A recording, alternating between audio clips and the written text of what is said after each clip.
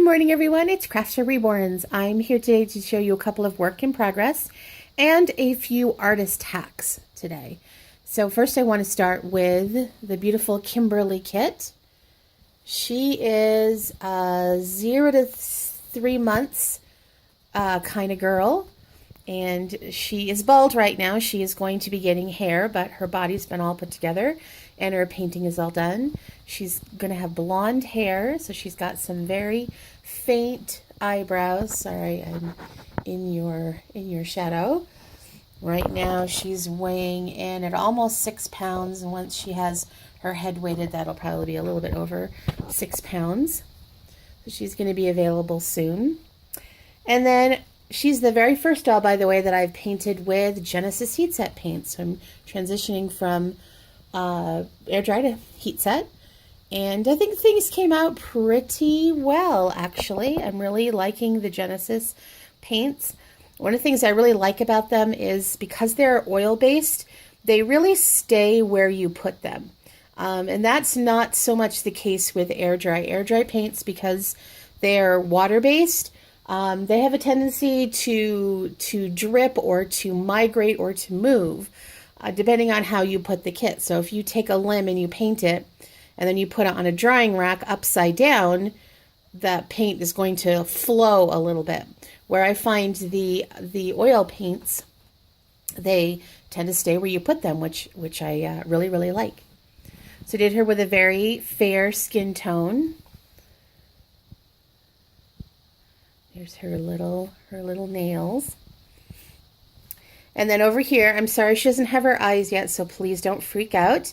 This is the Adalyn kit. So this is baby number 2. I don't know if you can see it here on the video, but baby number 2 with Genesis paints came out a lot better.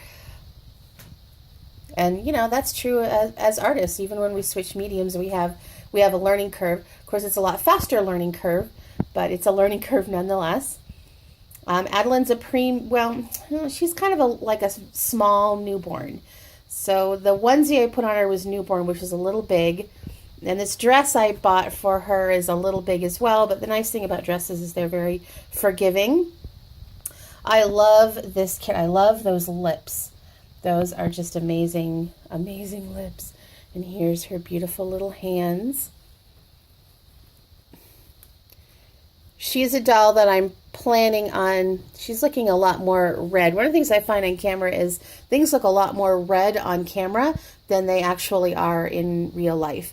So right now it's looking like she's got these really bright pink lips, and she does have pink lips, but she's not that bright. And it looks like her hand is really, really red, and in reality it's just a pale pink. But anyway, she is destined for the 2019 Rose Doll Show. And so she doesn't have to be completed for a while. She also has barely there eyebrows because she's also going to be rooted with a blonde mohair. And I just kind of set her up how she's going to be at Rose, so I thought that would be really cute. So let me get to the artist hacks part of the video. So if you've been following my channel, you know that I've been transitioning from air dry paints to Genesis paints. So I decided to make this sort of little cheat sheet for myself. I did it on white paper, which I glued onto my notebook. This is my artist notebook. These pages are off-white, and so I wanted the painting to be on white paper. So that's why you've got white paper glued to this off-white paper. So basically what I did is with a paintbrush, I just painted right on the paper. In most cases, pure paint. I started off doing... This is what actually it looks like on the Reborn, but I found this was having a hard time drying.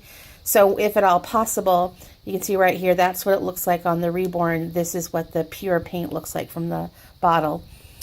So I went through all of my layers and I painted a swatch to show the different colors. These are the names of the colors. So this is what I'm used to painting using Miracle Blend. This is my process right here. And then what I'm trying to do is I'm trying to find similar colors, hopefully without mixing. I just find when you mix colors, not only does it take a long time, but subtle differences in the color can make a big difference overall in the baby because you're putting so many layers on. So what I'm trying to find is colors in Genesis that I can directly translate without having to mix. So you can see here, this is one mix that I've come up with, which looks very similar to the Rouge Red. This is Crimson with Burnt Umber. This is Dioxazine Purple. I haven't found yet. The ones that are blank are ones, well, this one, base skin, the basic skin, I already know what I'm doing there. Other ones are ones I haven't found like a perfect recipe yet. I've got 2 yellows to consider. There's no yellow that really looks like that, so I'm kind of going in between. And so you can see they're not exact, but I'm still working on it. It's definitely a work in progress. So if you are an artist that is transitioning between 2 different types of paint, either 2 different types of air dry or Genesis to air dry or air dry to Genesis, this is something that I highly recommend that you do to help you make that transitional easier. Here's a couple of other artist hacks. So I don't know about you, but I have just the hardest time when I'm gluing, and just glue seems to get everywhere. Part of it is I have this separate space for, this is where I do my gluing. This is where I fill with my glass beads. This is where I do my hair, so that I don't get it in with my painting supplies. That's just for painting.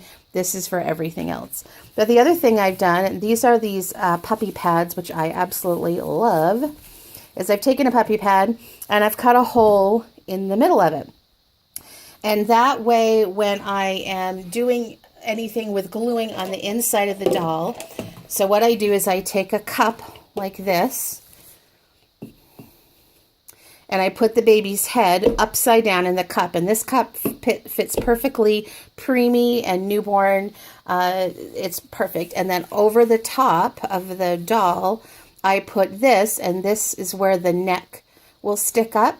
And this way I can handle the doll's head, and it's totally covered and totally protected. So the paint's protected, no more accidental blobs of glue on the doll's face.